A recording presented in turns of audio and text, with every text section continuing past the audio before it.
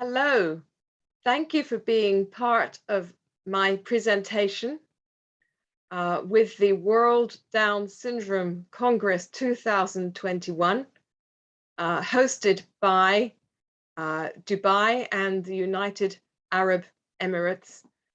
My topic is being part of a minority group and raising a child with Down syndrome, which can be interpreted in two ways. One can say you're already in a minority group because we're raising children with Down syndrome. I was really thinking of being a member of that plus another minority group. In my case, I'm Jewish. My family is Jewish. And we are living in a Christian country. This is England. I'm speaking in now. And I know that other people here are experiencing different kinds of minority status. And I wanted to explore how that feels and what it means to be in that situation.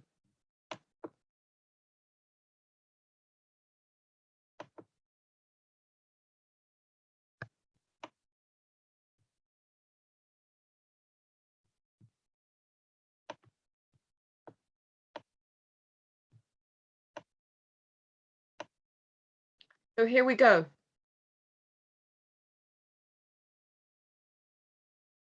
My son is now 18 years old. He doesn't look at all like this little bright-eyed boy. He's hairy and he's bigger than I am. Let's think about what diversity means. What causes diversity? What happens?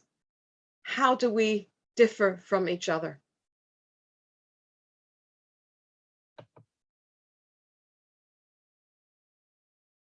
It's not just genetics that make us different from each other. It's what the family are doing, it's the community we're living in, and it's what happens to you as you go through life. That's what makes us all different from each other. And we end up different in lots of different ways.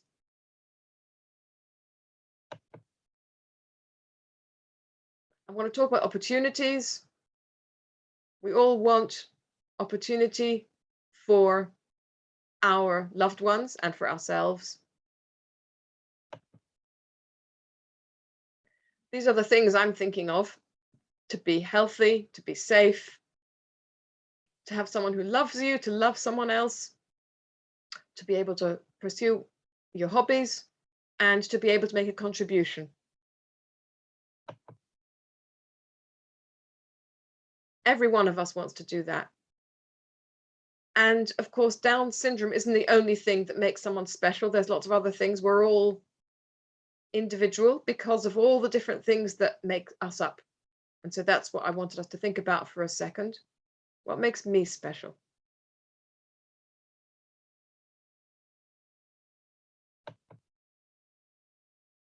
So my family. All the things that go into that, those early years, we were lucky. We had access to all the therapies. We had a difficult time, feeding difficulties. But we got through it because we had help from people. I was immersed in being there for my son. I was proud of him, still am. I loved him, still do. And I was exhausted. So I had to send him to school. And now, again, this is where I'm talking about being in a minority community, because I need to think, which community now? Am I going to send him to the mainstream outside the Jewish world, or am I going to stay in the Jewish world?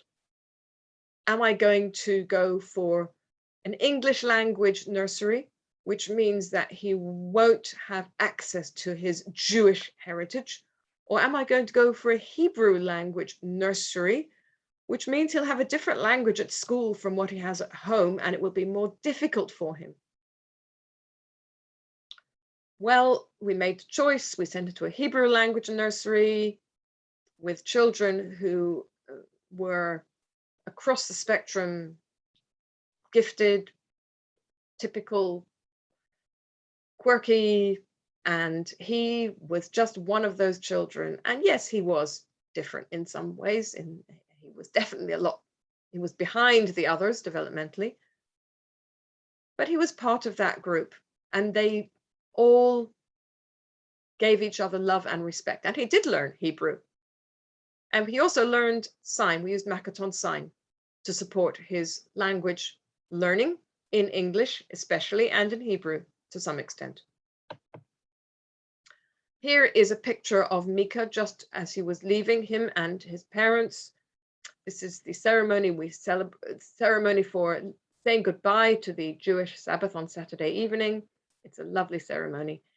And Richard Bailey is the photographer who was trying to demonstrate that people with Down syndrome also take part in their own religious traditions and in their own communities, and they can be included and they can succeed. And so I can recommend you visit his website. And here is Mika later. Okay, he's grown up, he's gone back to visit the school where we sent him to. Now that was an English speaking school, not Hebrew, but it was a Jewish school. And it worked for a while. He was in a class of typical children, a whole range of different kinds of children.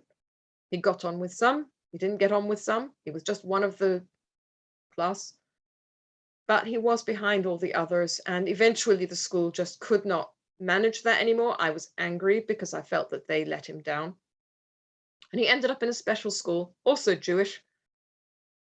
There's a reason why I want him in a Jewish school, because that way he can accept the stuff that's coming his way and not to say, oh, I don't do this because I'm Jewish and they're not. And so it's a Jewish environment. I think that some of the children there now are not Jewish. So they're the ones who have to cope with a different culture at home and at school. But I did not want Mika to go through that dissonance at that stage in his life. When he gets older, he will be more able to cope. And he does mix in the non-Jewish world. He mixes in the outside world because of the leisure activities he does. And I just want to mention some Jewish children do go to schools which are not Jewish because those are right for those children. And of course, some minority communities just don't have the option of sending their kids to a minority community school. And so they are there in the mainstream and they have to navigate that. And sometimes they have to educate the school to say, my child is different culturally and I need you to respect that. I taught in a mainstream college. We had people coming in from all over the place. We did try to respect their backgrounds. Sometimes we were quite ignorant. We did not know, we didn't understand the family backgrounds of our students, but we did try. It's something that is something we all have to work on. Other differences, I mean, for us, it was religion. For some people, it's gender identity, or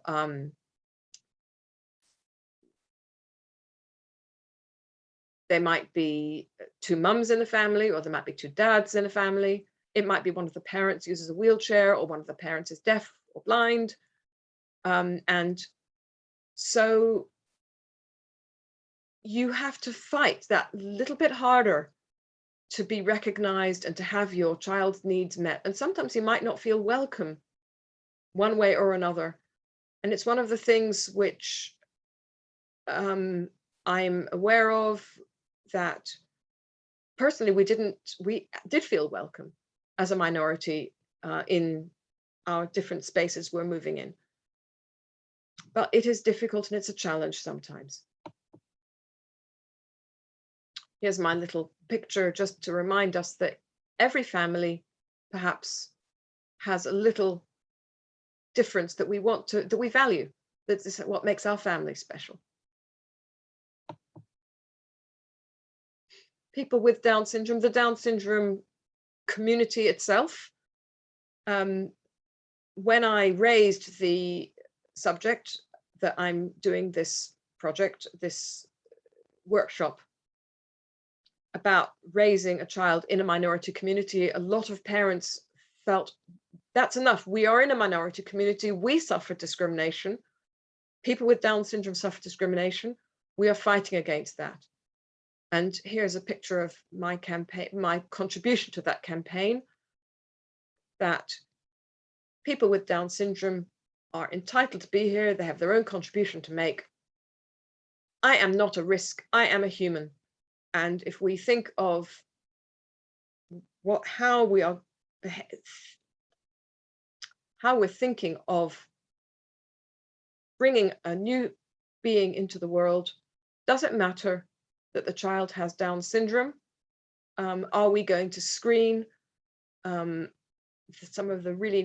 some people who've got Down syndrome, or families of people with Down syndrome feel very, very hurt by the negative attitudes in some parts of mainstream society about people with Down syndrome. It's very personal how you encounter other people's prejudice. It's just one of the things we have to navigate. So the good things about being a member of a minority in a minority, for us, it's that I've got a community of people who are there for me. And also sometimes that I can't get what I need within my community. As a parent of someone who's got Down syndrome, I am out there in the world. I'm meeting people who I never would have met otherwise. And that's also kind of nice to encounter that difference and to engage with that. The negative of being a member of a minority within a minority, it is just that much more difficult all round. And sometimes within our communities, we do suffer prejudice against people with Down syndrome, and it hurts more because they're ours.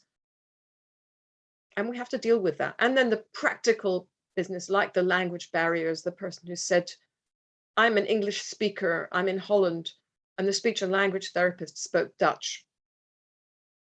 What do we do about that? How do we manage those difficulties?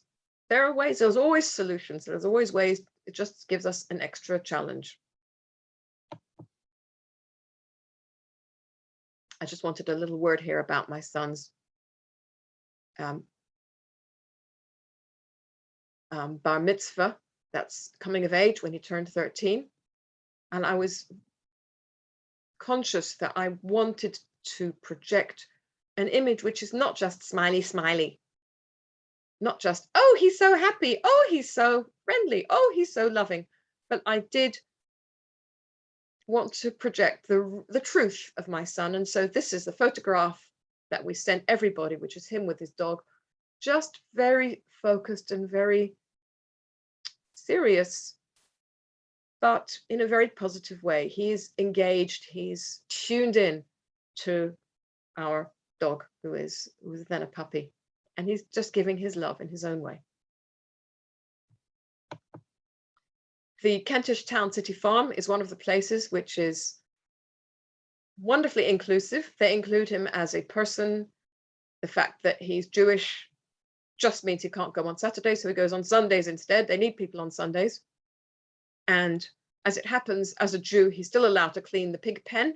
And that's where he is now. He's in the pig pen with his shovel. He's been shoveling dirt and he's making his contribution. And that is the opportunity that the farm has given him to make his contribution as just another young person in the farm. And that's great.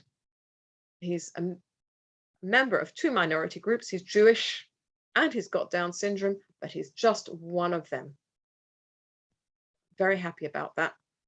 And that's the way we hope it will go on.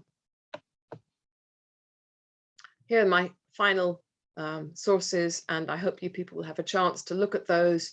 Check out Shifting Perspectives from Richard Bailey and his colleagues and the other groups. And I want to say now that I hope we'll be able to chat and I will be able to hear other views from people about how it is to be a member of a minority group and have Down syndrome, or to be a member of a minority group and bringing up someone who's got Down syndrome. I look forward to hearing from everyone.